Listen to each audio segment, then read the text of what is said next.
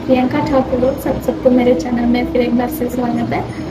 तो आज की कथा, जैसे कि आप लोग जानते हो कि आज की कथा भी श्री कृष्ण और माता राधा रानी से ही जुड़ी हुई है। और सबसे पहले आप सबको महाशिवरात्रि की शुभकामनाएं देना चाहती हूँ।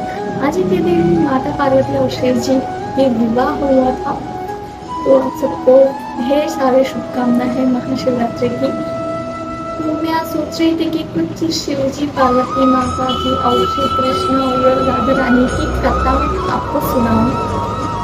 मेरे चैनल को लाइक और शेयर सब्सक्राइब करो और हिट द बेल आइकन। मतलब चंद्रमा और सूर्योदय का प्रकाश का जो बीच का समय होता है उसको हम ब्रह्म मुहूर्त कहते हैं। पहली बार श्री कृष्ण और माता राधा रानी जब धरती पे आए, तो धरती पे आने के बाद पहली बार, और अंत तक मेरी इस कथा को देखना।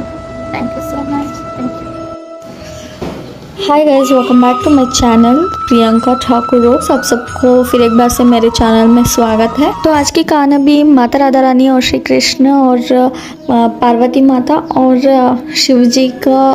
तो आज की कथा मैं ये सुनाने वाली हूँ ईश्वर जी और पार्वती माता और श्री कृष्ण जी और राधा रानी की एक कथा मैं आपको सुनाने वाली हूँ। तो जैसे कि आप सब लोग जानते ही हैं, जब भी माता राधा रानी को पुकारने की मन हो श्री कृष्ण को, तो वो धुन बजाते थे, अपने बांसुरी की एक मधुर धुन बजाते थे। तो वो सुनकर माता राधा रानी उनके पास दौड़ते चली आती थी। तो हुआ ऐसे ही, एक दिन ऐसे ही हुआ था कि वो धुन बजाते रहे और वो धुन सुनकर माता राधा रानी चली आई कान्हा के पास और उनसे कहने लगी कि कान्हा, ये धुन क्या आपने मुझे बुलाने के लिए बजाया है? तो कान्हा ने कहा, हाँ, मैं तुमको बुलाने के लिए ये धुन बजाया। तो फिर माता राधा रानी ने कहा कि क्यों इतने, मतलब वो थोड़ा आधी रात हो गया था, तो क्यों मुझे इतनी समय में मुझे बुला लिया? अभी तो रात हो रही है, हो गई है। तो उन्होंने कहा कि एक विशेष अतिथि आने वाली है, तो उनकी आवाज़ पूरी सृष्टि को हो जाएगा, मेरे करीब है, तो उनको मैं आपसे परिचय करवाना चाहता हूँ। तो राधा रानी ने कहा कि इस वक्त कहाँ है अतिथि? तो उन्होंने कहा कि वो ब्रह्म मुहूर्त में आने वाले हैं। तो ब्रह्म मुहूर्त ये होता है कि जब चंद्रमा और सूर्योदय का बीच का जो प्रकाश होता है उसे हम ब्रह्म मुहूर्त कहते हैं। और उन्होंने कहा कि इस ब्रह्म मुहूर्त में आएंगे मेरे आराध्य, तो उनका आवाज़ तो पूरा संचार, पूरा सृष्टि को हो जाएगा। तो कान्हा को ये था कि अपनी प्रेमिका माता राधा रानी को ईश्वर से मिलवाएं, एक बार मुलाकात कराएं। तो उन्होंने एक रासलीला रचाई और वो रासलीला में स्वयं ईश्वर को निमंत्रित था।